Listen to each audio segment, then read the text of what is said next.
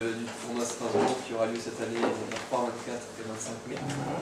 Donc Thomas Debar, que vous connaissez, qui est champion de France depuis 4 ans, Hugo. Moi-même, Antoine Fenech, vice-champion de France cette année. Et Rémi Campagny, donc, aussi vice-champion de France il y a 2 ans. Donc tous les 3 membres du club de Strasbourg. 5e dan pour nous, 6e dan pour Thomas. Et Thomas va participer cette année à la première édition du tournoi qualificatif pour devenir professionnel européen. Donc le tournoi de Strasbourg, c'est la 5e fois qu'il a lieu avec le format actuel. Donc, le samedi dimanche, c'est un des plus gros tournois en Europe, avec chaque année une quinzaine des meilleurs joueurs européens qui sont présents. Et en plus de ça, cette année, la veille du tournoi de Strasbourg, a lieu une compétition, le début d'une compétition qui permettra de nommer 2 joueurs professionnels européens. Donc ça fait pas mal d'années qu'on essaye d'avoir des joueurs professionnels en Europe. Donc il y a plusieurs centaines, voire milliers de joueurs professionnels en Asie, en Chine, en Corée, au Japon. Et depuis quelques années, la fédération européenne, la fédération internationale, la fédération américaine aussi réfléchissent à une façon de désigner des professionnels aux États-Unis et en Europe.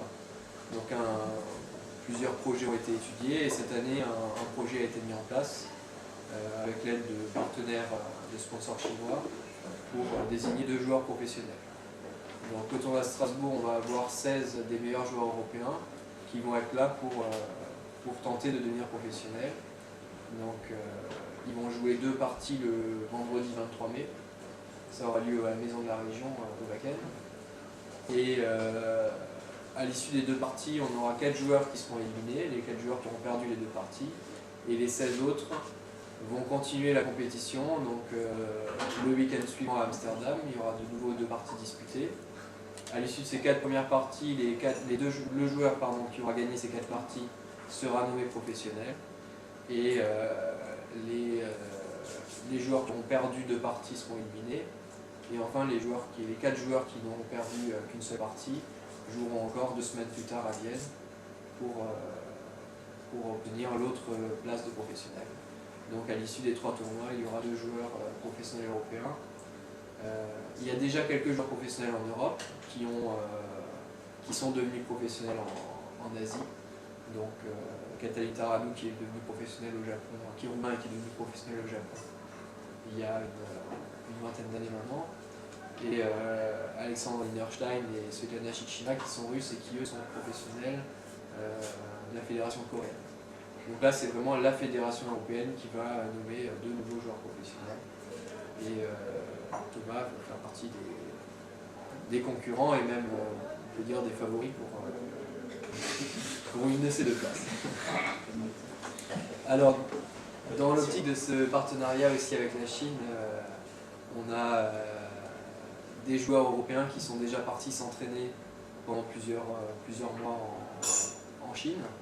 Donc Rémi en faisait partie et je vais laisser Rémi peut-être nous parler de cet entraînement qu'il a suivi en Chine et je reprendrai après sur le tournoi de Strasbourg en même. Donc comme Antoine a dit, c'est des sponsors chinois qui vont promouvoir le go en Europe.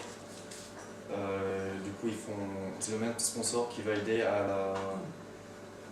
au tournoi de qualification pro qui commencera à Strasbourg en mai, et c'est le même sponsor qui aide 5 Européens par année à aller 6 mois pour étudier le go en Chine. Ils veulent faire ça sur une longue durée. En fait, ils vont faire ça pour chaque année sur une durée de 10 ans.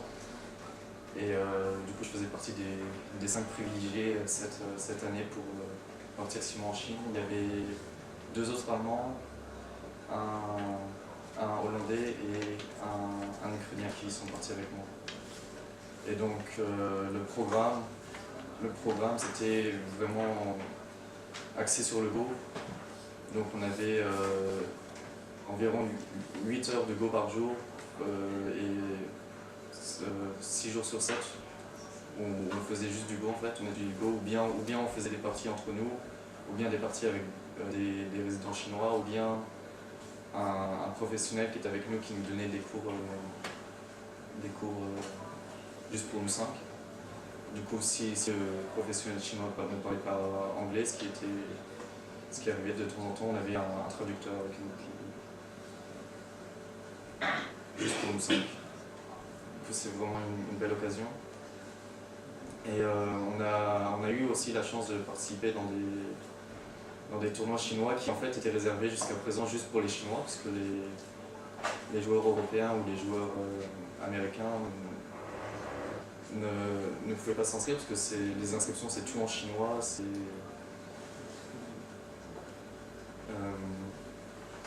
Donc on a participé dans des tournois dont aucun Européen n'avait participé jusqu'à présent.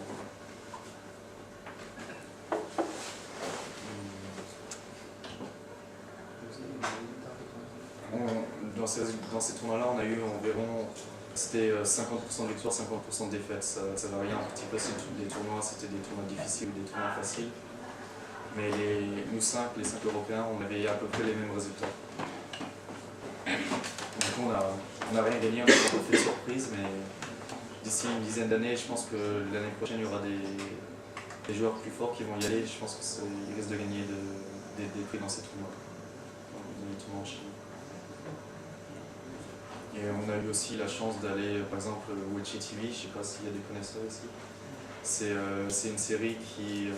C'est quelque chose qui fait ses débuts. En fait, c'est les 2 top professionnels chinois qui donnent des cours, qui font des commentaires de parties et qui postent ça en ligne. Et du coup, on a eu la chance d'aller les voir, d'aller à leur studio. On a fait aussi quelques vidéos pour eux en anglais. Pour des joueurs moins forts, bien sûr, pour des joueurs à qui on peut apprendre le Go. Et on a fait quelques vidéos sur, ça doit se faire en ligne aussi, sur leur site. Et on a passé quelques temps à leur studio. On a aussi eu plusieurs activités, passer du temps avec des top professionnels qui ont gagné des tournois nationaux et internationaux, qui ont gagné des gros prix. Je ne sais pas si je dis les noms. Gouli, je pense que ceux qui jouent au Go connaissent Gouli. Et, pour ceux qui connaissent un peu moins Gouli, c'est peut-être le joueur le plus connu, on va dire, en Chine, et actuellement probablement un des meilleurs joueurs au monde. La preuve, c'est qu'actuellement il y a une partie, un Jubango, on appelle ça, donc 10 parties entre Gouli et Lee Sedol, qui sont les 2 joueurs les plus connus ces 10 dernières années, les 2 meilleurs joueurs, on va dire, au niveau international ces dernières années. Ils jouent ensemble 10 parties, c'est un peu comme si Nadal et Federer faisaient 10 matchs de tennis entre eux, et donc c'est un tournoi qui est très richement sponsorisé et très suivi par tout le joueur mondial. Donc, avoir la chance de côtoyer un petit peu Gouli, c'est quelque chose d'assez exceptionnel au milieu du jeu.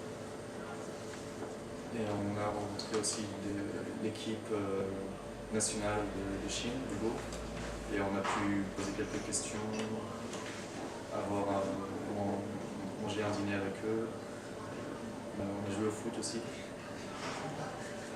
On a perdu. Seulement ils sont vraiment beaux, mais ils n'ont pas de foot. Je suis pas sûr qu'on a envoyé les meilleurs joueurs européens de Go au foot en Chine aussi.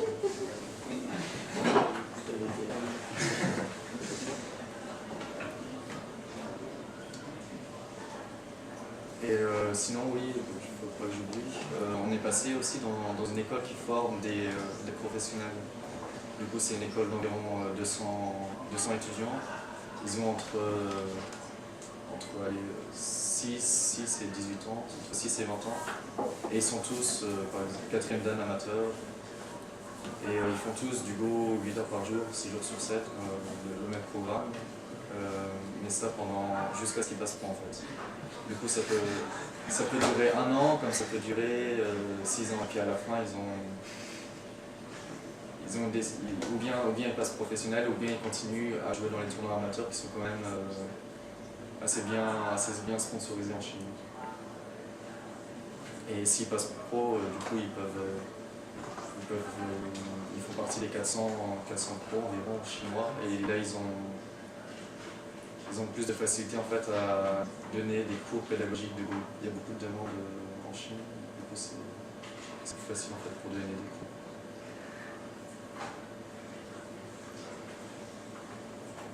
Ils sont pas payés par l'État, les pros?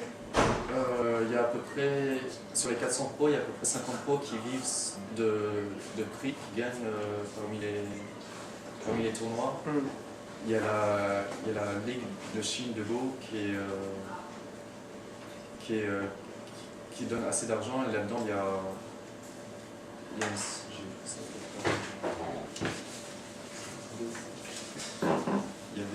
en 2013, il y a 12 équipes et il y avait 62 Chinois et 8 Coréens qui participaient dans cette ligue-là.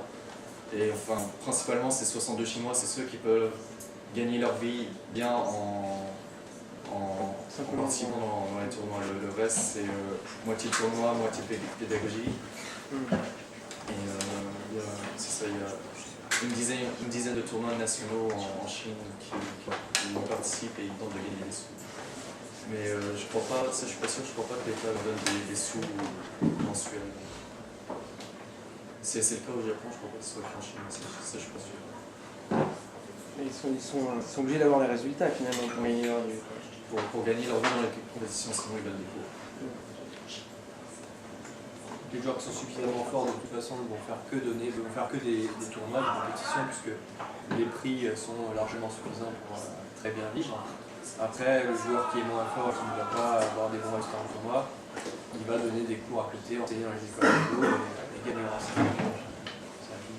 Après, c'est un peu comme tout milieu sportif, je veux dire, n'importe quel sport, on a les athlètes de haut niveau qui gagnent leur vie grâce aux compétitions, et on a à côté toutes les personnes qui enseignent leur sport dans des écoles.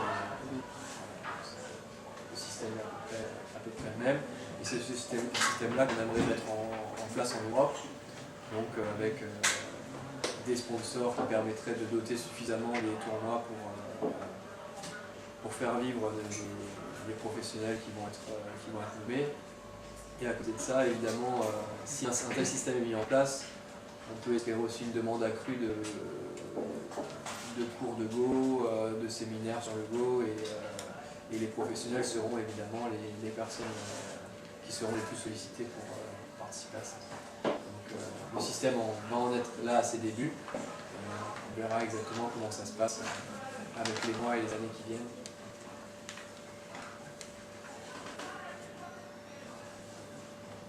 Et ton expérience de 8 heures de Go par jour, est-ce que tu penses que ça t'a apporté quelque chose? Oui, assurément, mais après c'est... Ah non, parce que ça a l'air énorme quand même, 8 heures par jour. Ouais, c'est même un peu trop parce que des fois on fatigue et puis c'est dur de tenir le rythme, de travailler, de se concentrer 8 heures parce que c'est un jeu de concentration le Go. Quand la tête fatigue, le corps fatigue et puis ça déraille parfois, mais ouais, en fait, moi j'ai trouvé ça trop intensif pour moi, c'est parce que j'avais pas le temps en fait d'assimiler, de tout assimiler, mais je pense quand même avoir beaucoup progressé, c'est sûr, en faisant 8 heures de Go pendant 5-6 jours par semaine, pendant 6 mois, et jouer avec des personnes de meilleur niveau que moi et avoir les commentaires, le revenu de professionnels sur les parties que j'ai fait, c'est sûr que c'est très utile. Je pense avoir beaucoup progressé. Après, on va voir comment je vais faire cet été dans les tournois. Ce qu'il faut voir, c'est que les meilleurs joueurs chinois qui sont professionnels font ça depuis qu'ils ont 6 ans, 7 ans, petit à petit. Enfin, Voilà, 6 ans, à partir de 6-7 ans, c'est le moment où ils décident, bon, j'ai envie de... Ou c'est pas eux qui décident, c'est les parents, les entraîneurs. Ils consultent avec les parents et les entraîneurs et ils disent bon j'ai envie de devenir professionnel de Go, et il se met tout son temps là-dessus. Du coup il apprend à jouer à 3-4 ans, s'il a du talent pour ça, vers 7-8 ans il va essayer de... Ils ont quand même une scolarité générale à côté, parce qu'ils doivent apprendre à écrire, lire. Quand ils passent à l'école où ils font que du Go, non, ils arrêtent l'école. Après c'est possible d'apprendre les études, mais c'est sûr. Mais tout leur univers, c'est le Go.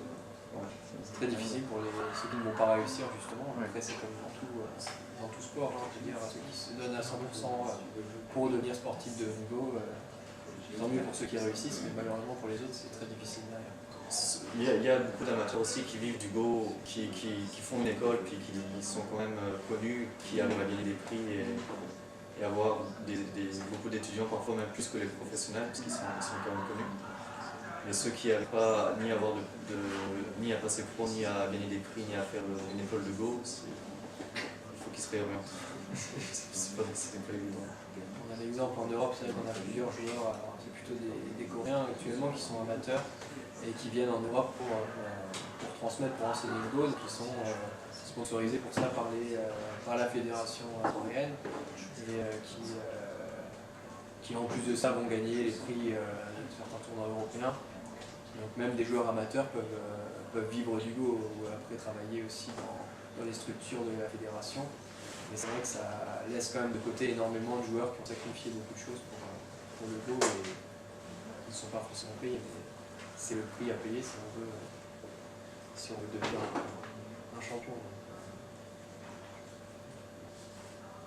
C'est très difficile. D'ailleurs, on aura quelques-uns de ces joueurs qui seront présents. Je reprends un peu pour ce tournoi de Strasbourg. Puisque le vendredi, on va avoir les 16 joueurs européens qui vont concourir pour le titre de meilleur joueur de professionnel européen. Et ces 16 joueurs-là vont participer le samedi dimanche au tournoi de Strasbourg, auquel vont se joindre pas mal d'autres joueurs de niveau beaucoup moins élevé, hein, c'est ouvert à tous, mais aussi des très forts joueurs asiatiques, notamment chinois, qui vivent en Europe. Donc on va avoir Fan Hui qui est français maintenant mais qui est professionnel chinois et qui vit à Bordeaux. On va avoir probablement un des professeurs de Rémi en Chine qui est actuellement en Europe et qui est un joueur professionnel très prometteur qui va aussi participer au tournoi. Et peut-être encore l'un ou l'autre joueur fort. Et donc on va avoir un plateau très très relevé pour le tournoi de Strasbourg, avec d'un côté les meilleurs joueurs européens et en plus quelques joueurs chinois et peut-être coréens, Motoki aussi, qui est japonais, qui sera là. Donc ça va être vraiment un tournoi, on va dire, unique, un plateau unique en Europe jusqu'à présent, sur un tournoi d'un week-end. Le congrès européen sur 15 jours l'été rassemble des joueurs aussi forts, mais voilà, juste pour un week-end, c'est vraiment quelque chose de nouveau qui aura lieu cette année à Strasbourg.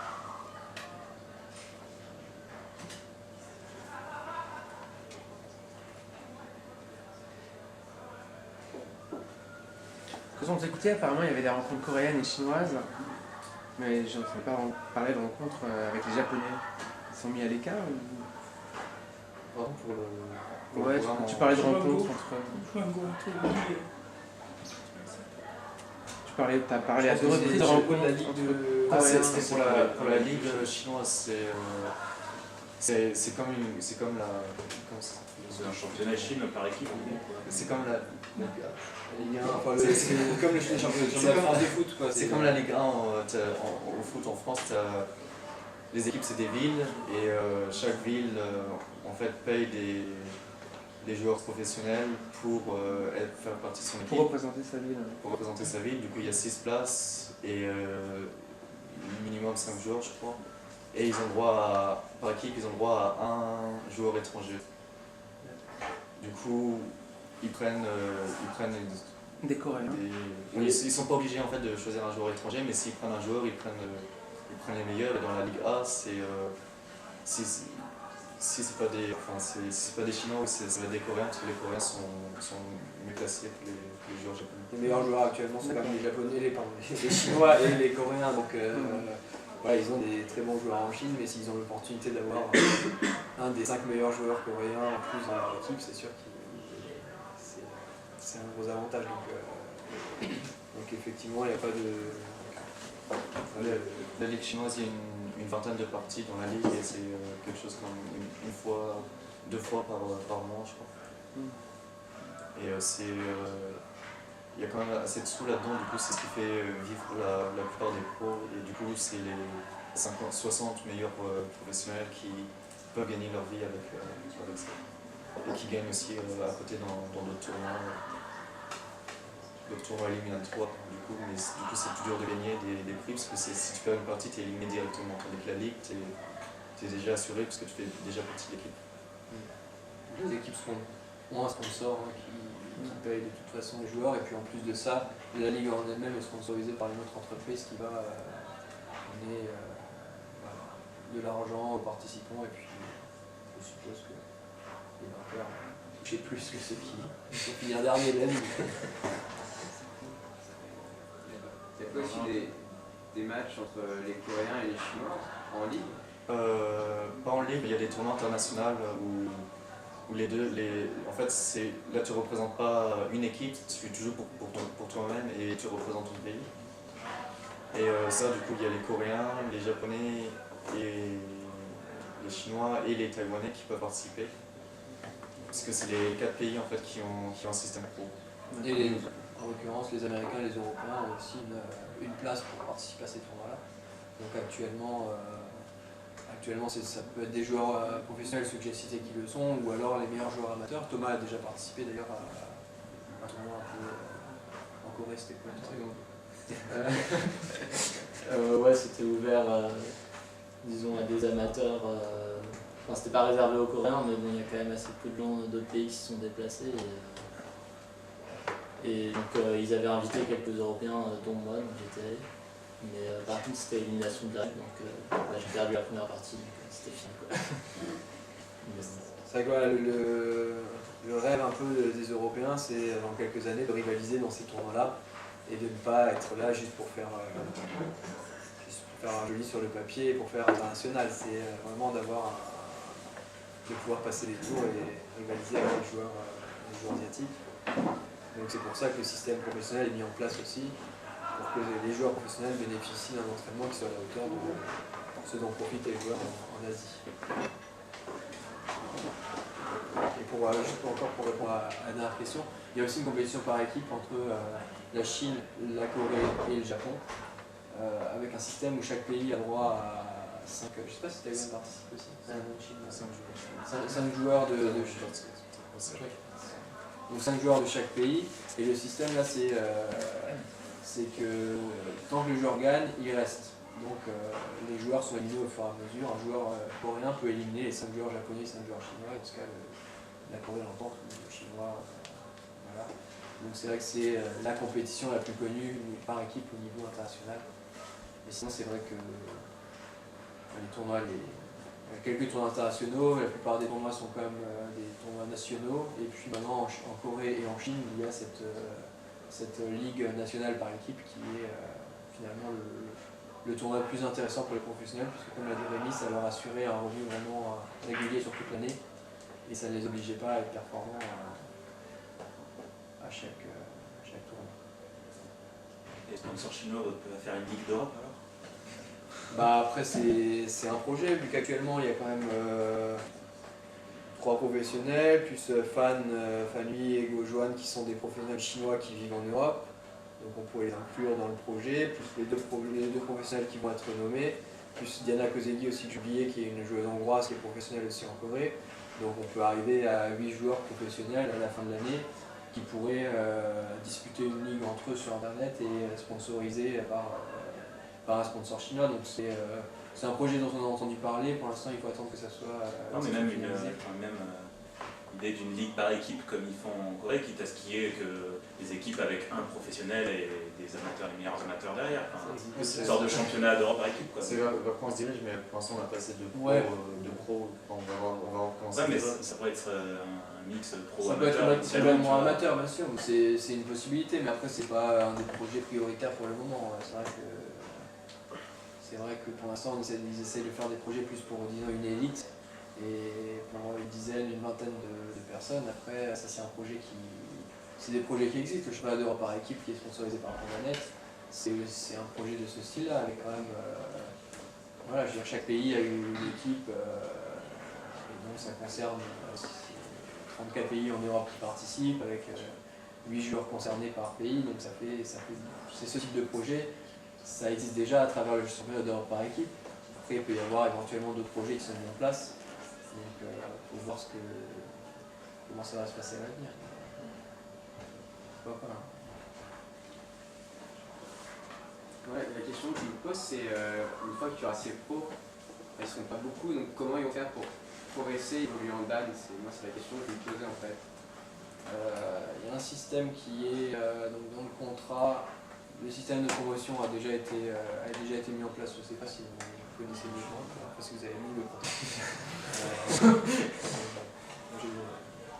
Il y a des débats encore là-dessus, mais effectivement, après au niveau de la progression, je pense qu'on va leur proposer d'aller faire des stages en Chine, comme Rémi a fait, je ne sais pas sous quelle forme exactement, mais Mais le plus important pour l'instant, c'est pas d'avoir des deuxième dan, troisième dan, quatrième dan européens, enfin professionnels européens. Le plus important, c'est déjà d'avoir un groupe de pros et qu'ils aient un niveau élevé, de faire élever le niveau après pour voir quels dan ils seront. Ça, c'est... Justement, c'est par rapport à ça que je posais la question, parce que justement, on a des Dan plus ou moins symboliques pour l'Europe, c'était pour avoir justement les Dan par rapport à leur progression de niveau, c'est ça la question.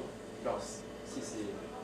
Oui, parce qu'au niveau amateur, la différence entre un premier dan et un cinquième dan, il y aura une grosse différence, mais par contre au niveau professionnel, un premier dan et un cinquième dan professionnel chinois, ils peuvent très bien avoir le même niveau, ou bien même le premier dan peut être plus fort que le cinquième dan chinois. C'est pas aussi révélateur qu'au niveau amateur en fait. c'est pour ça que même dans le système européen, la promotion va être envisagée parce que symboliquement, il faut qu'après un certain nombre d'années, au moins, le joueur ait évolué. Mais c'est pas je pense pas que ce soit le point prioritaire actuellement. Comme a dit Rémi, il faut déjà avoir quelques joueurs européens et puis faire en sorte que ces joueurs aient concrètement un bon niveau pour pouvoir... Je pense que c'était ça le fond de la question, c'est indépendamment de leur nombre de Dan, c'est comment ils font pour augmenter leur niveau, sachant qu'ils sont déjà en Europe, a priori, les meilleurs joueurs d'Europe, donc comment ils font pour progresser? Ça, il faut... c'est en jouant des compétitions avec d'autres professionnels, donc asiatiques, et avec des entraînements. Et c'est sûr qu'en restant en Europe à ne rien faire pendant un an, le joueur professionnel ne va pas progresser. Donc, je pense que déjà, il va se faire inviter au tournoi professionnel où ils vont se faire inviter pour participer au moins à la première ronde pour pouvoir jouer contre des professionnels chinois dans les tournois nationaux chinois. Et après, ils peuvent faire le programme que j'ai fait, 6 mois en Chine. Je pense qu'il va se faire inviter à des choses comme ça pour aller étudier en Chine et revenir en Europe pour...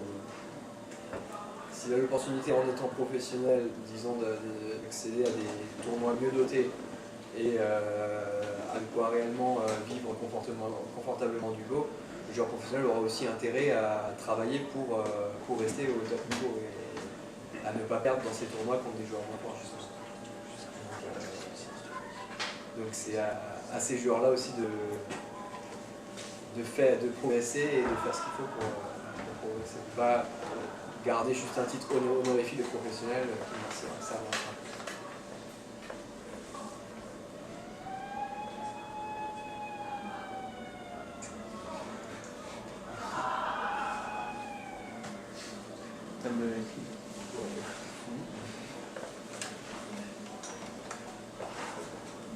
La charte professionnelle européenne n'est pas encore définie, enfin leurs conditions et leurs obligations. Il y a des documents qui parlent de tout ça déjà, donc c'est encore en devenir. Non, mais c'est... comment dire il y a encore des discussions pour modifier tel ou tel point, mais ça existe, la base est déjà existe déjà. Donc, après, je pense qu'il y aura des choses qui seront modifiées au fur et à mesure avec la pratique et voir aussi quels vont être les réels sponsors qui vont finalement piloter tout ça, puisque le système marchera s'il y a des sponsors derrière qui permettent de... Mais disons que la nouveauté, c'est que pour le moment, les sponsors sont là pour mettre en place le système, pour le faire vivre pendant quelques années, et puis on peut voir comment il évolue par la suite. Ils ont déjà signé quelques papiers. Le sponsor principal qui donne les sous pour ce projet à Strasbourg, qui va commencer à Strasbourg pour faire des pros, a déjà signé des papiers avec la fédération de Go Européenne. C'est sur une durée de 10 ans pour l'instant. Donc il y a un apport pour 10 ans. Et puis après, l'apport peut, je veux dire, il y a déjà une somme fixe qui est annoncée, après qui peut évoluer selon les possibilités. Donc ouais, déjà quelque chose d'assuré pour les 10 prochaines années. Et le but est évidemment de développer, d'attirer d'autres sponsors, de pouvoir faire quelque chose de plus grand. Est-ce qu'il y aura une différence de niveau entre un groupe professionnel chinois et le prochain professionnel européen qui va venir?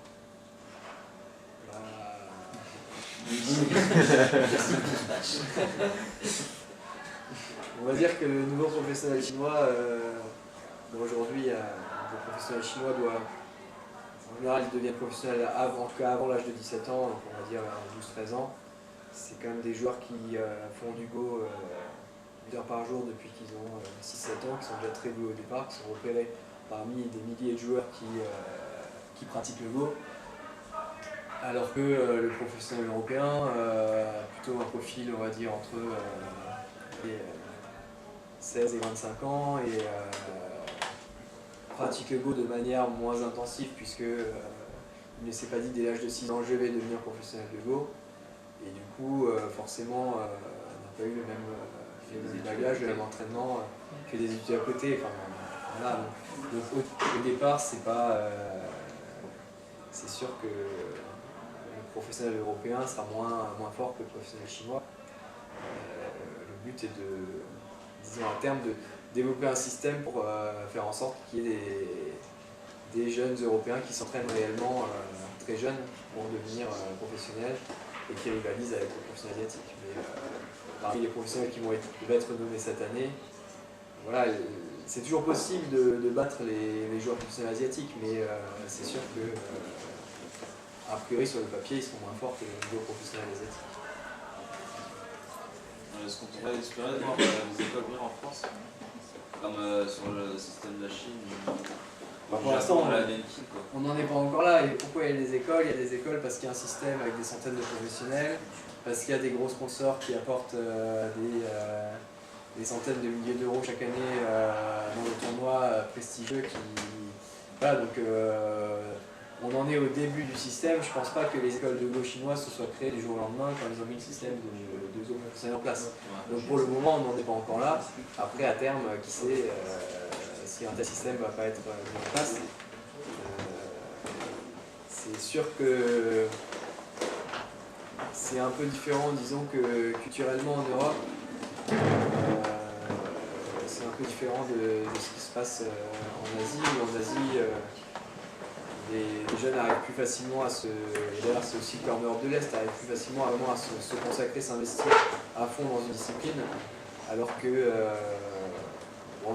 c'est le cas en France par exemple, les gens ont plutôt envie disons, pensent plus à leur sécurité d'abord et à garder un maximum de portes ouvertes et n'osent pas trop se mouiller dans une discipline et à faire énormément de sacrifices pour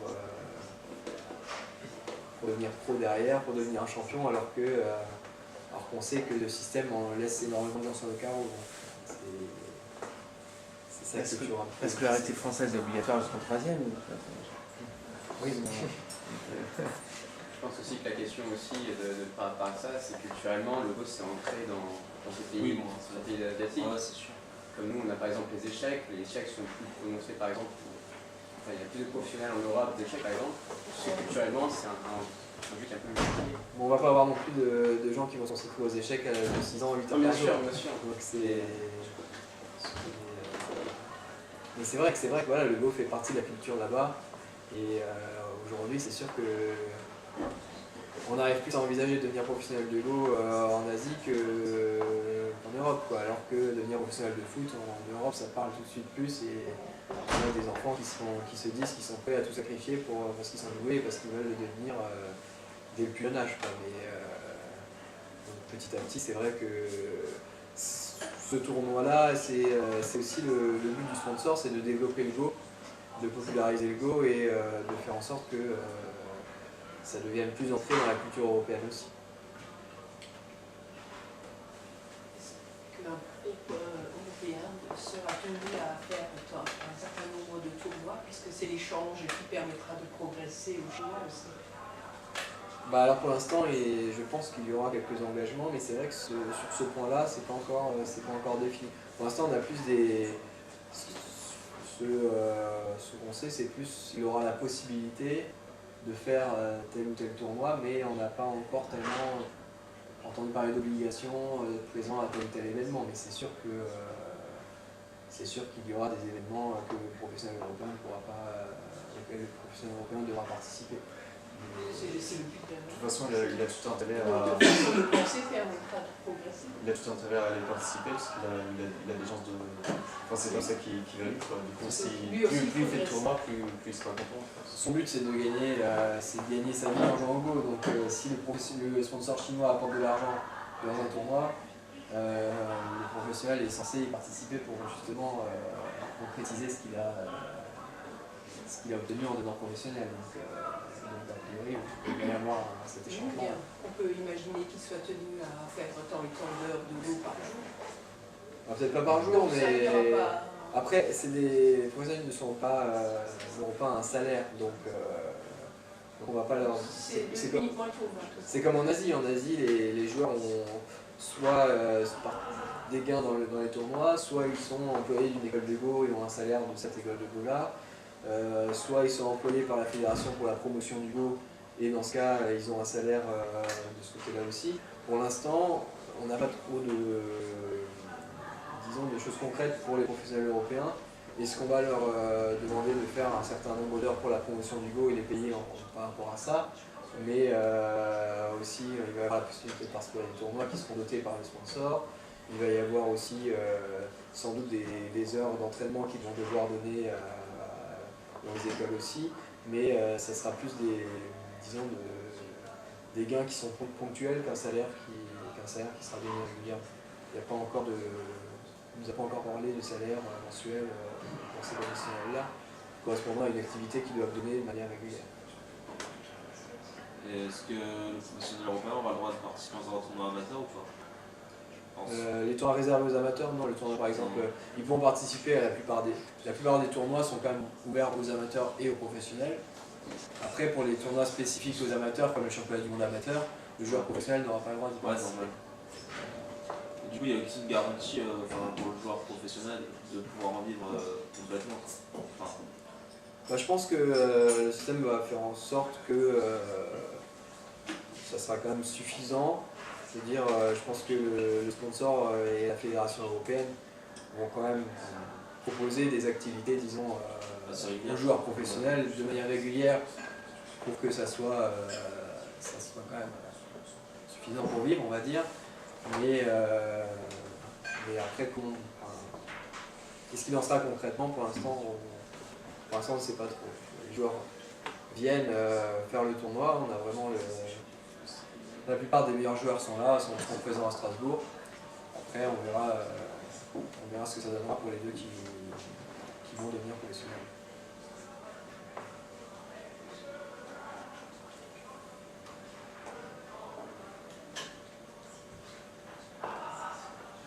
Est-ce que Gouli est sympa, Rami? Il parle pas très bien anglais. Il parle pas très bien anglais. Non, en fait, on ne va pas parler directement parce que la plupart des pros dans l'équipe nationale de Go de Chine ne parlent pas anglais. Il y a, parmi ceux qui parlent anglais, il y a Wang Yan, je ne sais pas si il était venu au congrès en Pologne. On est habitué des événements en Europe, donc c'est vrai qu'on connaît tous. Il a aussi été notre prof de temps en temps. Et il y a l'autre pro qui est à Vienne présentement, qu'on a eu vers la fin, qui parle aussi anglais. Celui qui sera au tournoi de Strasbourg. Mais c'est à peu près les deux seuls pros qui parlent anglais pour qu'on puisse communiquer avec les autres. Il y a toujours un interprète entre nous, du coup c'était plus question Go, question technique que conversation. T'as pu rencontrer le Soudal ou pas? Non. C'est pas le bon glitch. Ah mince. Retard pour moi. Là aussi, la plupart des professionnels de très haut niveau sont assez réservés. Ils sont plus dans leur truc que. Ouais, ils doivent être dans leur univers en même temps. Parce Ils ont qu'il gardé y a, Là, c'est des stars. il y a beaucoup de pression aussi à ce niveau-là. Ouais. Ils ont garde du corps et tout. Non, parce que. Non. Il n'y a pas beaucoup de groupies non plus, je pense. C'est jamais. Il y a quelque chose qui les distingue, on peut reconnaître un maître de Go dans la rue.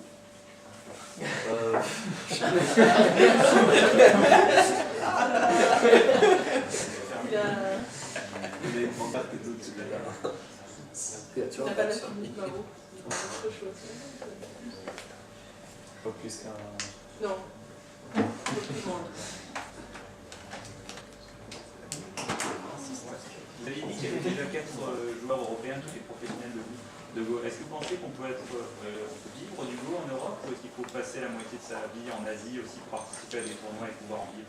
Actuellement, il y a des joueurs qui vivent du Go en Europe qui sont qui se débrouillent plus ou moins selon les personnes, mais c'est vrai que il y a quand même un marché du cours de Go, notamment sur Internet, qui est assez développé.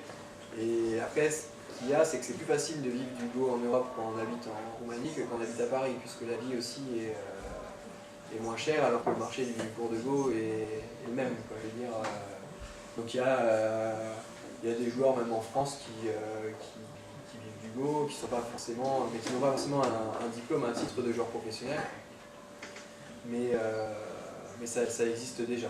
Et par contre, ces joueurs-là ne gagnent pas grand-chose à aller en Asie, vu qu'ils sont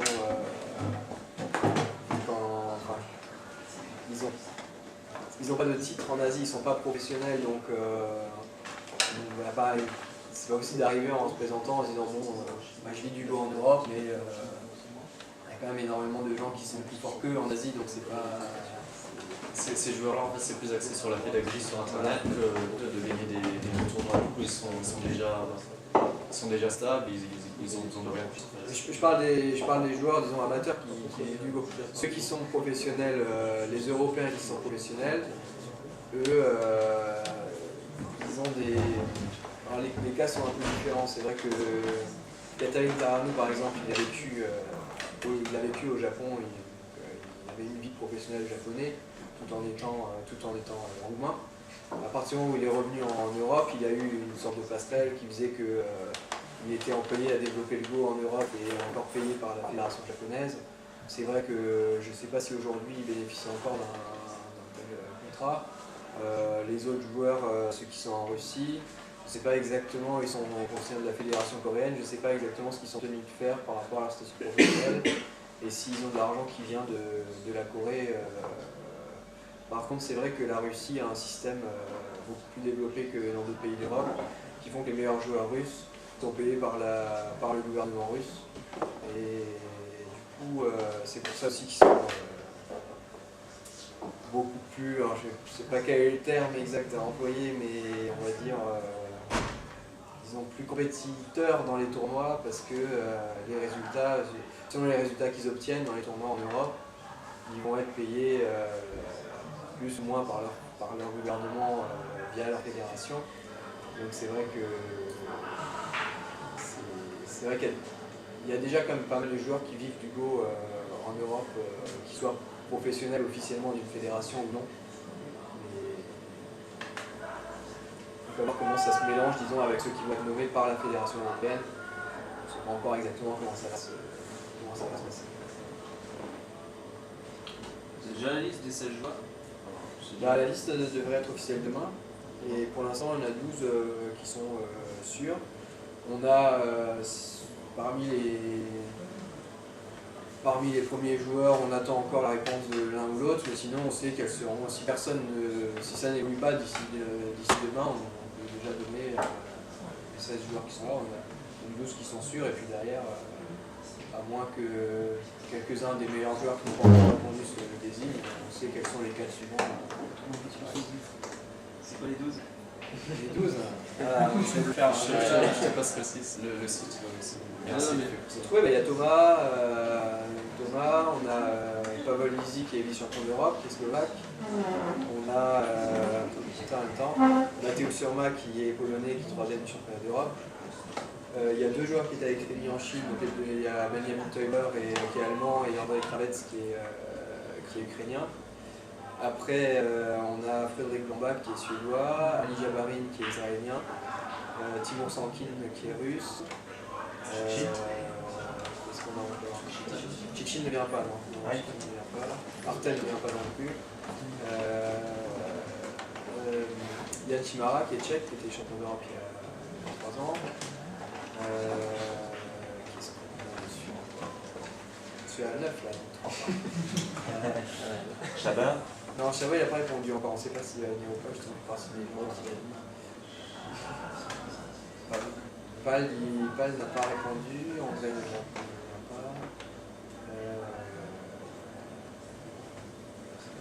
Ouais, les autres.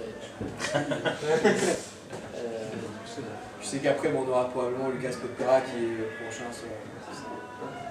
Ah oui, il y a Popi, Christian Pop et Cornel Borzo qui viennent tous les deux. Donc il n'en reste plus qu'un. Derrière, on a Lucas Popera qui vient probablement, qui vient et qui sera probablement dans les 16, je m'étonnerais que les 4 nouveaux joueurs qui sont annoncés d'ici demain. Et ça fait le tour. Rémi, pourquoi tu t'es pas senti de le faire cette année? Ah, j'ai pas le choix. Rémi n'est pas le classement à l'échelle qui permet de Parce que c'est pas facile, parce que j'habite pas en Europe, du coup j'ai pas la possibilité de faire les tournois et de gagner des points, et du coup je suis assez bas. C'est que tu penses le faire l'année prochaine? C'est juste pour ça. Tu penses le faire l'année prochaine ou pas? L'année prochaine je sais pas si je serai en Europe l'année prochaine. Mais enfin, vu qu'il y a les États-Unis dans la ligue, Non, je vais voir comment ça se passe. J'ai pas de plan pour l'instant. Ah ouais, non. Les Américains ont leur système à eux. Les Américains font un système à peu près équivalent et nomment aussi des pros chaque année. Donc, après, je sais pas si je pense que c'est les États-Unis et le Canada. Donc, Rémi choisit aussi de faire des études en théorie. C'est un choix. Après, je veux dire, soit on devient professionnel de Go ou on continue les études. Le choix qu'on a fait, enfin, je fais aussi Thomas.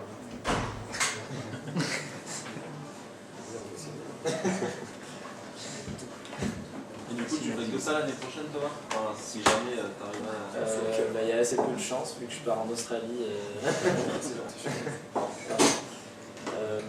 Ouais, non, bah, là, je suis au milieu de mes études. Donc, pour l'instant, il n'y a pas d'obligation clairement définie.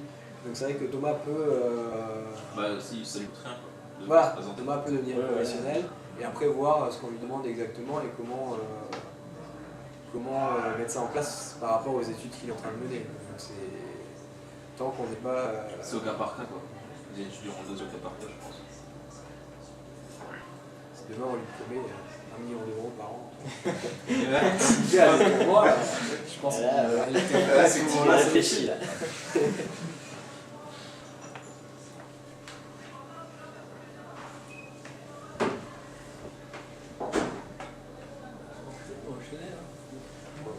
Tu comptes partir en Australie, Thomas, pour fuir tes obligations?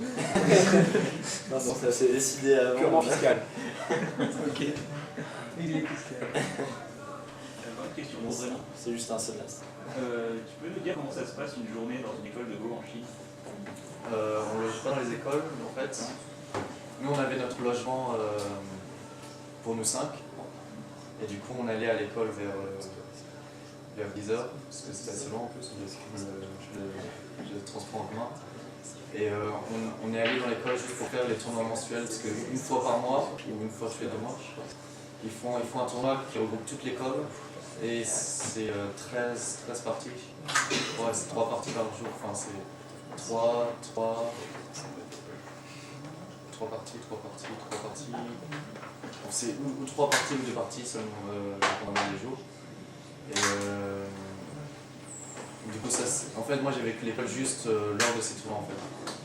Mais ce qu'on m'a dit, enfin, j'ai posé la question à les traducteurs avec qui j'étais, et puis ils disaient que C'est à peu près ce qu'on faisait nous à côté en fait, mais avec plus de monde. C'est-à-dire ils revoient leur partie, ils font des parties entre eux. S'ils gagnent leur ligue, ils montent de ligue, du coup ça met tout le monde du même niveau ensemble. Et ils revoient les parties qu'ils jouent avec d'autres professionnels. Et à côté de ça, ils font des exercices, ils font des problèmes, et ils rejouent des parties d'autres professionnels qui jouent dans les tournois. Ils étudient dans des livres que l'école imprime. Il n'y a pas d'histoire du Go ou des choses comme ça, tout est technique. Et il y a une pause de toutes les 2 heures chez nous. J'ai pas leur calendrier exact. Il y avait des pauses dans la journée, Oui, c'était 10h à 18h. Ils font pause midi, enfin, ils font 8 heures de bois, après je sais pas leur horaire exact. Ils rentrent manger, ils ont les cantines. Oui. T'étais pas trop malade les premières semaines en Chine? Pardon? T'es pas malade les premières semaines en Chine? Pas que les premières semaines.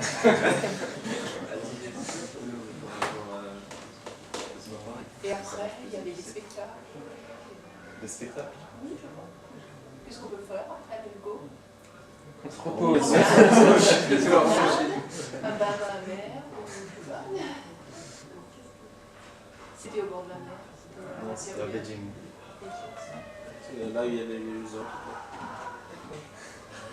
Et les parcs d'attractions. Maintenant c'est là. Non, plus. On va sur le marché, on achète des trucs à manger.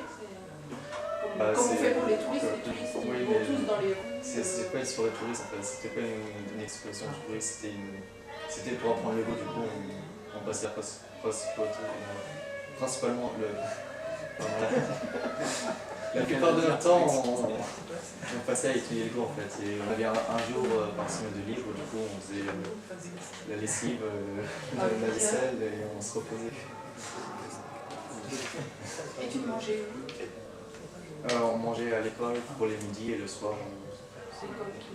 Non, le soir en fait on mangeait par nous-mêmes, du coup généralement au resto c'est pas cher.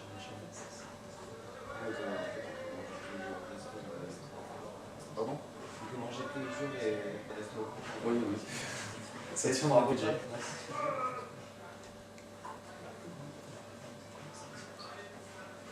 Et les 5 étaient contents, monsieur? Oui, on était tous assez contents, on était tous très, très fatigués parce qu'on n'est pas habitué à un système aussi intensif. L'école c'est quand même plus relax qu'étudier le Go 8 heures par jour, 6 jours sur 7. Mais on est content d'avoir loupé cette occasion.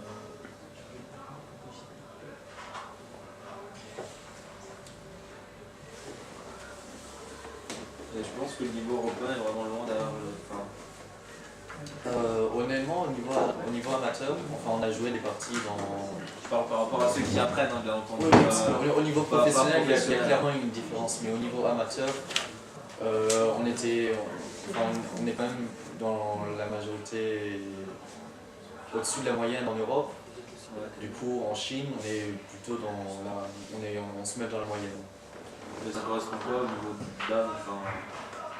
Au niveau d'âme, en fait, en Chine, il y a de grandes différences. Dans le même Dan, il peut y avoir de grandes différences. Ouais. Mais les 6e Dan, 7e Dan, 8e Dan chinois sont beaucoup plus forts qu'un 7e Dan européen. Qu'un 7e Dan, je sais pas, il y a pas beaucoup de 7e Dan, mais ils sont beaucoup plus forts que nous autres qui étaient 5 Dan, enfin beaucoup plus forts, une pierre plus forte, une pierre ou plus fort que nous qui sont... Avec de l'entraînement, ouais. Tu peux parler du professionnel que tu as vu là-bas qui va venir à Strasbourg? Zhao Balang, c'est un professionnel 2e Dan qui a 19 ans, qui a appris en fait juste avant de venir en Europe, il a appris à parler anglais, il a passé plusieurs mois, je sais pas, 6 mois, 9 mois dans une école pour apprendre l'anglais pour venir en Europe. Pour venir en Europe, parce en fait il ne pensait pas pouvoir tenir sous la pression pour faire partie des 50 sur 400 ou 60 sur 400 pour pouvoir gagner sa vie en faisant les tournois. Du coup, il s'est dit, si je fais de la pédagogie, en fait, je vais apprendre l'anglais et venir en Europe, parce qu'il y a beaucoup de demandes en plus. C'est le seul pro chez moi. Enfin, Fermi, il a super c'est un des seuls pros du coup qui a suivi un entraînement pro et qui pourrait donner des cours de haut niveau de Go en Europe. Il envisage de s'installer. Il envisage de s'installer. De s'installer de façon permanente. Pour l'instant, je crois qu'il a un visa juste de 4 mois, mais après, je pense qu'il faut qu'on le motive pour rester. Je sais pas, vous disiez qu'il était assez prometteur parce qu'il était jeune, qu'il était assez fort. Ouais, il est assez fort, mais le Go professionnel, en fait, il n'y a pas juste le niveau, il y a aussi le moral, et c'est très dur, parce qu'ils sont tous extrêmement bons, ils sont tous talentueux. Et en fait, comme je lui avais posé des questions un peu sur ses résultats. Je sais pas si tu connais Li Jie, c'est un 6e Dan pro qui fait partie de la ligue chinoise, du coup, qui gagne sa vie. Il a même gagné, je sais pas s'il a gagné des titres, mais il s'est rendu en finale de titre national en Chine. Et il me parlait qu'il avait fait 2 parties contre lui, je sais pas si c'était en tournoi ou en amical. Et il me disait qu'il avait déjà battu Li Jie 9 fois sur le coup. Donc, mais en fait, il est prometteur par rapport au niveau national chinois, mais il voudrait. Il a envie d'avoir une vie un peu plus cool que la vie stressante. C'est ce que Fa disait aussi, c'était vraiment que lui avait eu beaucoup de mal à supporter la pression qu'il y avait en Chine. C'est pour ça qu'il était venu. C'est pour ça qu'il est venu ici en Europe, parce que c'est vrai que c'est une vie qui est stressante, la vie du haut niveau. Quand tu donnes de la pédagogie, tu as un nombre d'élèves et c'est plus stable qu'essayer de rester au top. Ah non mais on conçoit très bien à quel point c'est pas stressant. Et Liting, c'est pro. Liting, en fait, c'est une chinoise mais qui est passée pro au Japon, alors c'est un peu différent, je sais pas exactement comment ça se passe de son côté. Et les jeunes, quand ils passent, je sais pas, à l'âge de 13 ans pro, ils arrivent à, niveau mentalité, ils arrivent à tenir le cap, ou ils décident de prendre genre un peu de recul, prendre 2-3 mois et... Comment ça se passe? À 16 ans, ils continuent à s'entraîner, ils continuent à faire des compétitions. Après, c'est quand ils arrivent à 20 ans, 25 ans qu'ils ont un choix à faire. Ils ne donnent pas tout de suite des cours en passant pro. Ils continuent de jouer. Ça dépend. Puis il y a des compétitions réservées au niveau pro, réservées aux jeunes pros, donc c'est vrai qu'ils vont... Après, en dehors des compétitions nationales et de la ligue, il y a aussi l'école où j'étais, par exemple, elle faisait une ligue dans l'école. Pour ceux qui étaient passés pro dans cette école, du coup, ça peut les aider un peu et puis continuer à faire. C'était quand même compétitif, ils devaient battre leurs camarades, mais tu ne trouveras pas les résultats de ça dans les grands journaux, c'est juste pour aider les pros en fait. C'est l'école qui continue à aider ses professionnels. Et l'école, il y avait des gens de ton âge, c'était tous très petits? En fait, ça allait de 7 ans à 20 ans, parce qu'il y a ceux qui passent pro, en fait, ils restent dans l'école, parce que ça les entraîne, et puis pour garder leur niveau, ils restent là. Et ils ont aussi l'occasion d'avoir des petits contrats de l'école pour donner des cours à ceux qui sont encore en train d'essayer de passer pro. Ils ont aussi des ligues juste pour eux. Et quand ils jouent les tournois, par exemple, les tournois mensuels ou les tournois une fois tous les 2 mois, quand ils gagnent une partie, ils reçoivent des frais des autres élèves. Enfin, l'école met en place des systèmes pour que ces pros, pour que les gens qui passent pro restent sur la paille et qu'ils aient quand même un moyen. Et quand tu parles d'école, là, quelle est sa taille là? Ça, c'était l'école la plus grosse de Chine, la plus populaire. De combien de personnes? Environ 200, je pense. C'est l'école qui a déjà fait le tri de ceux qui sont talentueux et qui ont une chance de passer pro. J'ai le nom sur mon téléphone, par contre c'est écrit en caractère chinois, je vais pas être capable de dire. C'est quand même a priori la meilleure école. Une des meilleures écoles chinoises. Ouais, notre sponsor, quand même, son objectif c'est d'augmenter le poids en Europe, du coup il fait du coup. Quoi. Et le sponsor, qu'est-ce que tu sais sur lui? Parce que nous on sait rien en fait. Je l'ai rencontré, mais il est très occupé, du coup on l'a pas beaucoup vu. Non mais c'est une personne ou c'est une... Sego, j'ai regardé d'ailleurs pour revenir sur le contrat, c'est Beijing Zhongyi Yuan Cheng Culture Communication. C'est une entreprise, je sais pas, c'est une personne importante de cette entreprise qui est passionnée de Go et qui est en fait c'est grâce à l'e-team que les Européens peuvent rentrer en contact avec. L'e-team connaissait cette personne et lui a parlé du Go en Europe, puisque elle habite en Autriche. Et du coup, c'est grâce à ça qu'on est rentré en contact, que la Fédération européenne est rentrée en contact avec ces personnes pour commencer à mettre en place un système de cours. Mais a priori, c'est donc une seule entreprise? Oui, c'est une seule entreprise. Pour l'instant, après, il y aura peut-être d'autres sponsors chinois, coréens, européens. Et cette personne va venir à un des tournois en Europe? Cette personne-là était venue au congrès à Olsztyn, en Pologne. Et du coup, il y a un représentant, enfin mon coach que j'avais en Chine, qui est aussi traducteur, qui va venir pour, je sais plus il va venir pour le dernier tournoi du système qualificatif pro, c'est Vienne et peut-être à Amsterdam, je sais pas, j'ai oublié. Du coup, il y aura... Ton coach, c'est-à-dire? Pardon?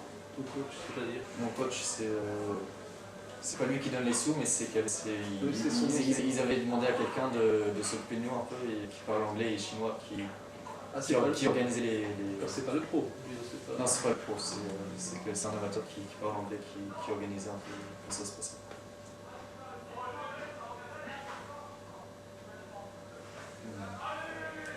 Il s'occupe du mécénat, quoi. Il gère Ouais, ça. Donc il va venir en Europe. Il va venir au moins pour Vienne.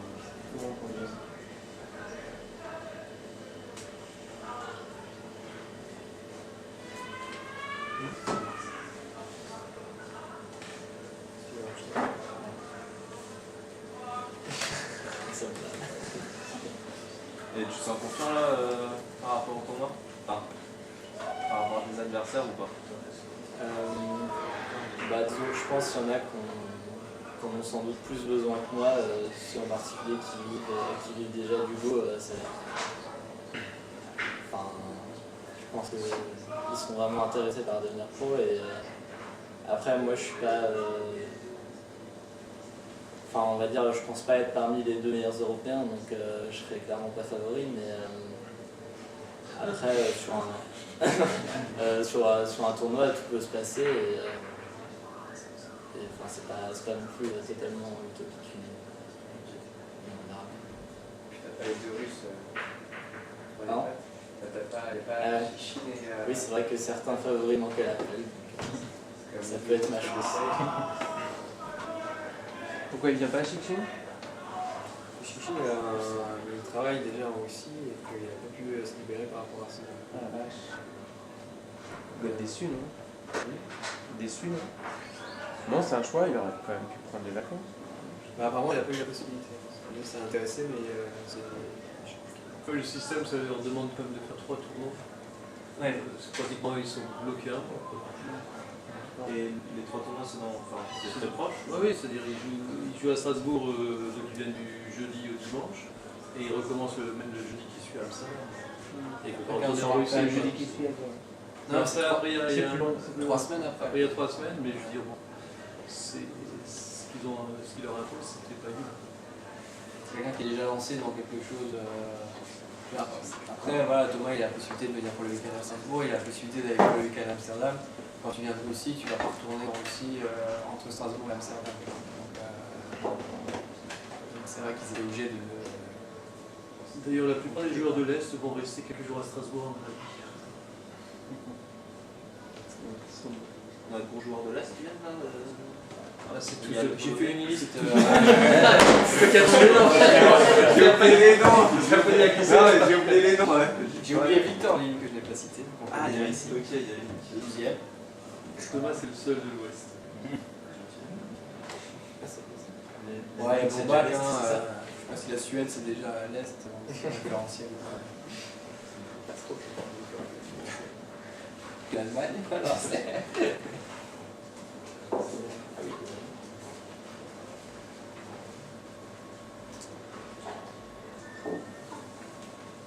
Bon, Thomas devait parler ou pas?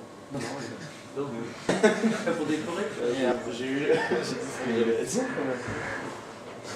J'ai vu par. Là, je peux parler, je sais pas.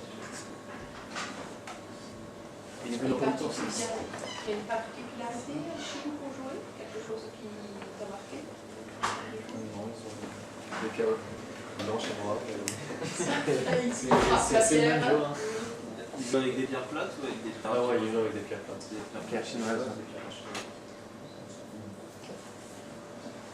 Ah oui, aussi une particularité des tournois en Chine, c'est que les tournois amateurs, généralement, il n'y a pas de vieux mixte. Enfin, je sais pas, c'est peut-être un peu technique.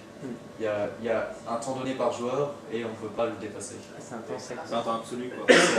Si on tombe en dessous. C'est pour. Parce que les tournois professionnels, c'est une partie par jour. Enfin, non, c'est pas une partie par jour, c'est quand tu fais une partie une journée, tu en fais juste une. Tu n'en fais pas deux tournées. Dans les tournois amateurs, c'est 3 jours, 4 jours. Du coup, il faut faire plusieurs parties par jour. Du coup, c'est plus facile pour les organisateurs. Mais du coup, alors les parties elles sont plus longues? Ou c'est C'est 1 heure, je crois qu'en général, c'est 1h15 par joueur. C'est juste une question d'organisation en fait. Même psychologiquement, ils n'ont pas le bioémique qu'on pourrait. Enfin, que nous. Moi je trouve ça dur. Que joueurs européens qu'on C'était connaît, une on partie peut s'en compliquée, je peux servir pas, pas réfléchir. Tu es obligé de regarder.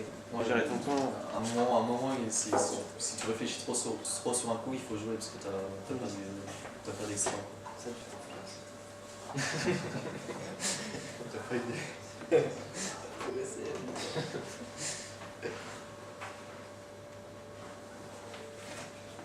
Et ça veut dire que vous avez, vous, Européens, là-bas, vous avez eu des victoires, parce que vous faisiez les 5 ouais. En fait, c'est ce que je disais dans les tournois qu'on faisait amateurs. Il y avait, généralement, c'est 5 dames, 6 dames, 7 dames. Et contre les 5 dames, on avait quand même des bons résultats. Quand on perdait, c'était. Du coup, c'est à peu près. Après, les 6 dames. C'est à peu près à la même échelle, finalement. Les 6 dames sont quand même plus forts que les 6 dames en Europe. Il y a une différence. L'échelle est plus dense, mais ils sont plus nombreux. Pour passer 6 dames en Chine, il faut gagner. Tu peux arriver 5 dames assez comme ça avec un. C'est parce que pour taper 6 dames, tu as besoin de gagner un tournoi provincial, je crois. Ah ouais, d'accord. Et pour passer 7 dames, c'est un palier en fait, 6 dames. Il faut gagner un tournoi. Ouais. C'est pas un système de points. Du coup, les 6 dames et les 7 dames sont quand même plus forts que les. Ah oui, c'est un vrai palier. Que les 5 dames. Ouais, c'est intéressant.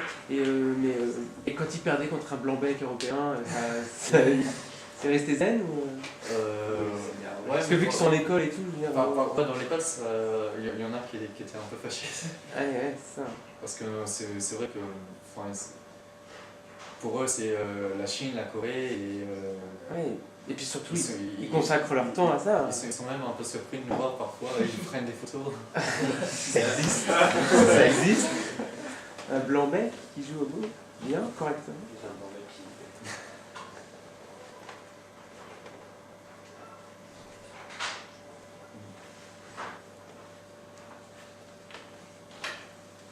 On les connaît les autres joueurs allemands, hollandais. Il a fait une liste. Non, c'est pas celle des. Il y a. Moi, je crois pas que j'ai dit leur nom. Il y a Lucas Kramer. Ah oui, Lucas Kramer. Benjamin Tobor. Ça, c'est les 2 Allemands. Le Ukrainien, c'est Andrei Faret.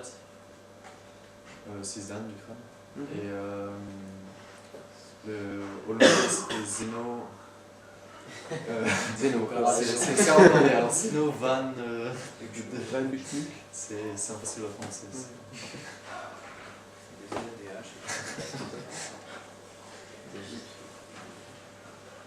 Thomas, tu parles un peu quand même parce que. Il y a les DNA qui sont. C'est pas le favori hein, pour le titre de pro, c'est pas Rémi. Du tournoi. Bah, tu te présentes, il y a les DNA, donc il faut quand même qu'on parle un peu de toi dans l'article. Ok, je m'appelle Thomas. Donc, j'ai. C'est là, tu veux poser des questions tout le temps. Enfin. Oui, vas-y, pose des questions. Je veux savoir qu'est-ce qui a poussé à présenter la tournoi. Disons que vu que c'est un truc qui vient de commencer, c'est vrai qu'on n'a pas forcément énormément d'infos, mais c'est quand même quelque chose un événement pour le Go européen, donc j'ai quand même envie d'y participer. Et, bon, même si je ne deviens pas pro cette année, c'est pas très grave, mais j'ai quand même envie de voir comment ça se passe.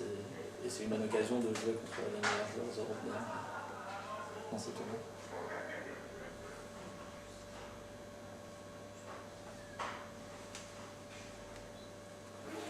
Tu joues combien de temps au Go tous les jours Moi je joue pas forcément tous les jours, mais... Enfin tu te consacres combien de temps par jour? Disons en moyenne... Donc déjà j'ai un cours hebdomadaire avec un pro chinois sur internet. Ah ouais? Qui dure donc de 2 heures par semaine. Ensuite je joue sur internet comme ça, enfin pas les cours mais juste pour m'entraîner. Parfois je vais au club à Paris pour jouer. On se retrouve souvent avec Benjamin et Papa Gabu aussi pour faire des petites sessions d'entraînement. Voilà. Et puis je joue aussi le championnat d'Europe par équipe sur internet, c'est des parties toutes les 3 semaines. Donc ouais, c'est des parties avec un temps limité contre les meilleurs joueurs européens, donc c'est un bon entraînement. Tu expliques depuis quand tu joues, depuis quand tu as des profs chinois sur internet, et est-ce que c'était toujours les mêmes? D'accord, donc au début, ouais, quand j'ai commencé le Go, je venais au club de Strasbourg, donc à l'époque j'habitais à Strasbourg, et je jouais notamment avec Antoine qui était mon prof. Ensuite, quand je suis arrivé vers le 3e Q, c'est-à-dire un niveau pas du tout dans le top européen, mais déjà son âge c'était ce qu'il y avait de mieux, en tout cas. Je devais avoir 10-11 ans par là, donc j'avais déjà un certain niveau, et là j'ai pris des cours sur internet avec Gojuan, dont on a parlé, qui est la professionnelle qui vit en Hollande, qui est professionnelle chinoise, qui vit à Amsterdam depuis une vingtaine d'années. Voilà. Et elle est pro-chinoise, mais maintenant elle est surtout, elle gagne sa vie en donnant des cours sur internet, donc c'est une prof très reconnue en Europe. C'est l'une des profs les plus connues, si ce n'est la plus connue. Donc j'ai pris des cours avec elle pendant quelques années, et puis au bout d'un moment elle a estimé qu'elle n'était pas assez forte pour m'entraîner, et donc elle m'a fait jouer contre un ami d'enfance à elle, en fait, qui est un pro chinois de l'époque où elle était en Chine, et qui est 7e Dan Pro, c'est-à-dire l'un des meilleurs grades, et qui fait pas de tournoi parce qu'il a un problème cardiaque, donc il peut pas supporter le stress des compétitions, mais du coup c'est un prof, il entraîne il a entraîné des jeunes chinois qui sont parmi les meilleurs pros maintenant, donc c'est un très bon prof que je joue tous les soirs. Et tu as dit à quel âge tu as commencé? Donc avec cet autre pro, ça doit faire 3-4 ans, je dirais, donc vers... non, peut-être un peu plus. Et avec Gojuan? Avec Gojuan, c'était quand j'avais 10-11 ans. Et je dirais que c'était vers 14-15 ans, 16 ans, par là, que j'ai commencé avec l'autre pro chinois.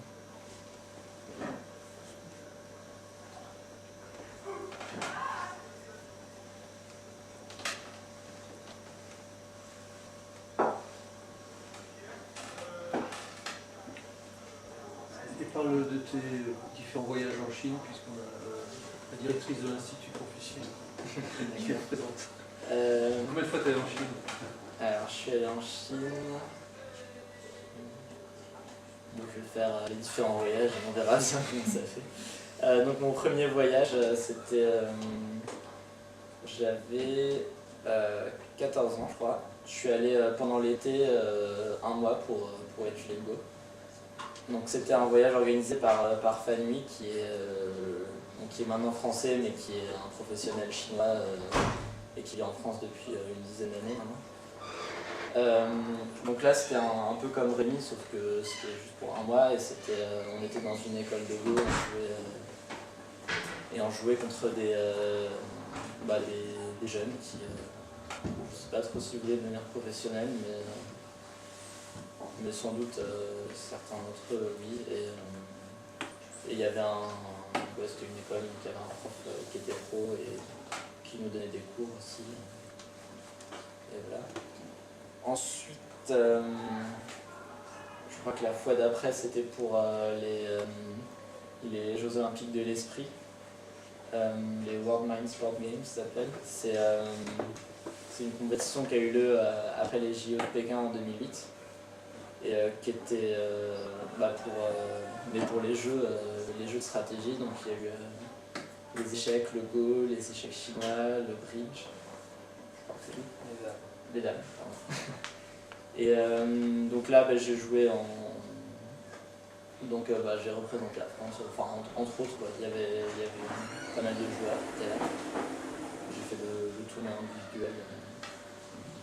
Donc voilà, ça c'était avec moi. Ensuite,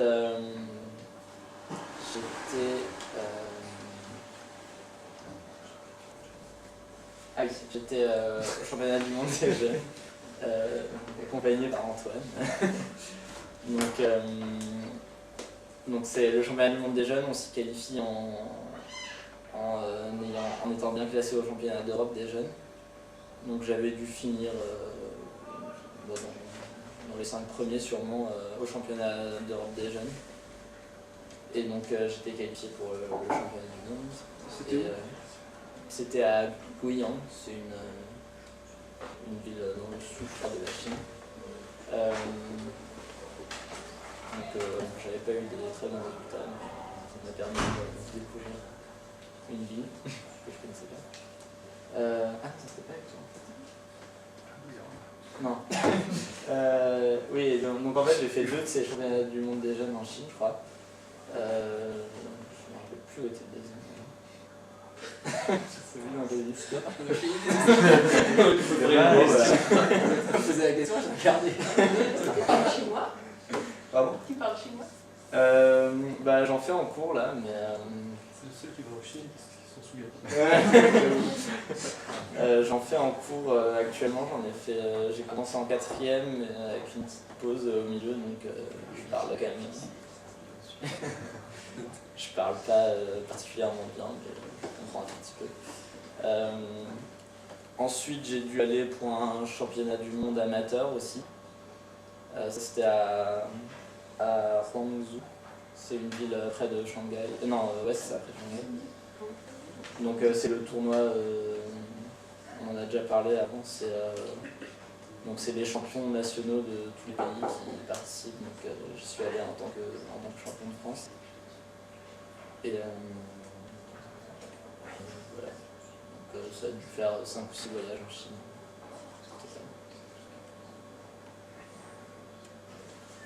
Expliquez comment se passe le championnat du monde là, sur les pays là. Expliquez un peu le championnat du monde amateur, où ça se passe. Un championnat du monde amateur qui a historiquement été au Japon. Et depuis quelques années, ça tourne entre le Japon, la Chine et la Corée. Donc il y a 2 ans, c'était toi qui étais en Chine. 2 ans, Rémi était en Chine, championnat du monde amateur. Thomas était l'année dernière au Japon. Et donc ça sera moi cette année qui sera en Corée pour le championnat du monde amateur au mois de juillet. Je ne sais pas encore où ce sera l'année d'après. C'est parti pour tourner un petit peu. Peut-être que ça n'a pas encore eu lieu dans un autre pays qu'en Asie. Ce sera peut-être le cas dans quelques années.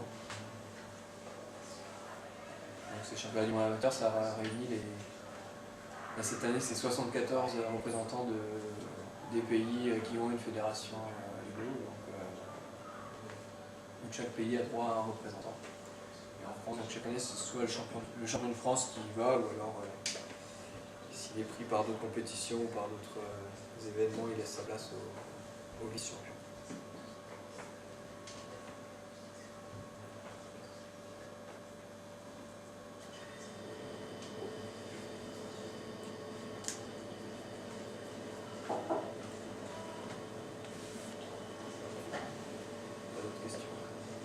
Question pour Thomas.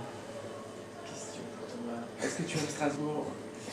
Ouais, un t-shirt Parle Folie. Oui, j'ai les pardon. Je sais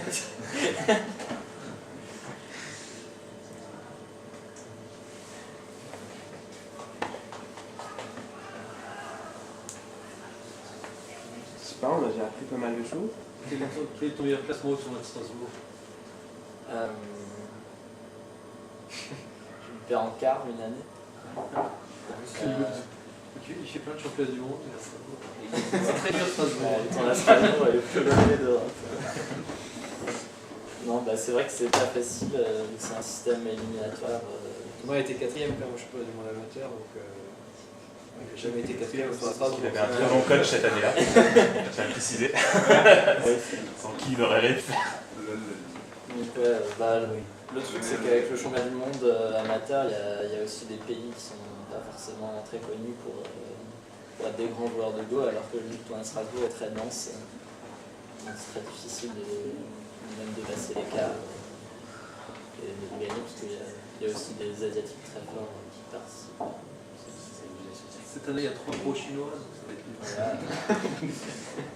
Encore plus. Il y a encore deux questions, une générale et une pour toi, Thomas. On attend combien de personnes au tournoi samedi et dimanche? Samedi et dimanche, habituellement, on est autour de 80 joueurs, donc il faut voir si cette année on va dépasser du fait de la présence des joueurs forts européens, entre 80 et 120 joueurs, on va dire. Et voici pour Thomas, tu dis que tu as appris le chinois. Est-ce que tu as appris le chinois pour ton plaisir ou est-ce que tu sentais que c'était une obligation pour progresser plus loin dans le Go? Non, je l'ai plutôt pris. Bon, forcément, en tant que joueur de Go, je suis assez attiré par la culture asiatique. Mais, et donc ouais, j'ai pris chinois déjà. Enfin, disons que. Au collège, les choix qu'on avait en 4ème, c'était des langues européennes, et puis avec le chinois qui sortait un peu du lot,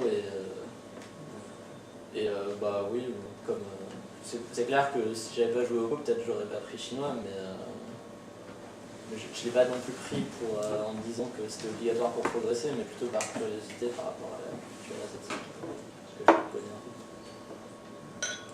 Et quand tu es en Chine, tu t'intéresses à la culture chinoise? Contrairement à Rémi. Bah, j'ai fait un peu tous les trucs touristiques, la Grande Muraille. Cité 3. La cité interdite, un peu. La cité interdite, voilà. Le temple. Les sites marqués. Enfin bon, j'ai fait les grands trucs touristiques qu'il faut voir, notamment à Pékin. J'ai vu aussi en fait, quand j'étais un mois en Chine, c'était à Xi'an. Et donc j'ai vu l'armée de terre cuite, qui est aussi un monument, quelque chose qui est bon d'avoir vu en Chine. Mais ouais, voilà, après j'y étais principalement pour le Go, donc j'ai pas non plus fait que ça. Mais bon, j'ai quand même visité un petit peu. Et les cours de Go sont donnés en anglais, du coup, en Chine? Les 6 mois où j'étais, en fait, on avait. Oui, c'était donné en anglais, et si le professionnel ne pouvait pas parler en anglais, on avait un traducteur qui.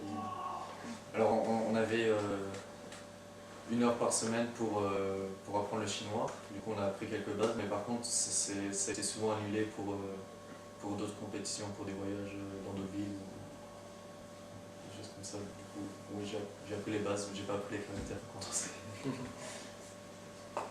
Moi, c'était un peu plus. Un peu moins bien organisé, on va dire. Il y avait un pro qui parlait. Enfin, le pro qui était responsable de l'école parlait que chinois. Et en fait, donc, ce voyage était organisé par Fan Hui, qui parle français et chinois, donc quand il était là, il faisait le traducteur. Par contre, il y a des moments où il n'était pas là parce qu'il y avait un deuxième groupe en parallèle qui faisait faire du tourisme en fait, il faisait visiter un peu toutes les villes de Chine. Donc nous on restait à Xi'an. Et là, on devait un peu se débrouiller pour communiquer avec le langage des signes. Il n'y avait pas de traducteur.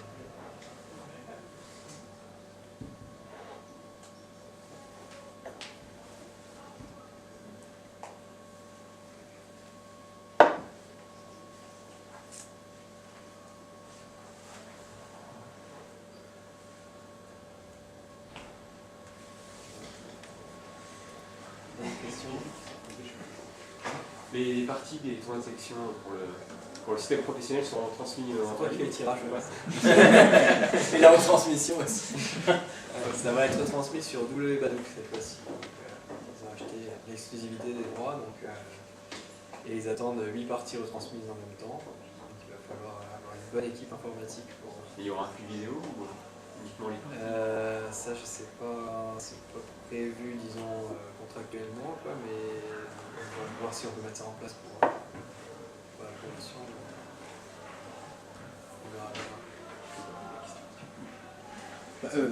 Eurogo TV, quand même, s'ils se déplacent pas pour le premier tournoi professionnel. Ils sont payés pour se déplacer. Non, mais ils ont vendu les En général, ils sont payés pour se déplacer. Hein. Ah bah oui, ils ont cher. Ils n'ont pas des abonnements premium qui les payent. C'est quand même un événement, ça s'appelle Eurogo TV. Je sais pas. Ok, ils sont payés à l'habitude. Pourquoi ils ont vendu un serveur coréen? Alors que c'est les Chinois qui financent. Ah, c'est vrai. Les Chinois sont de bons commerçants.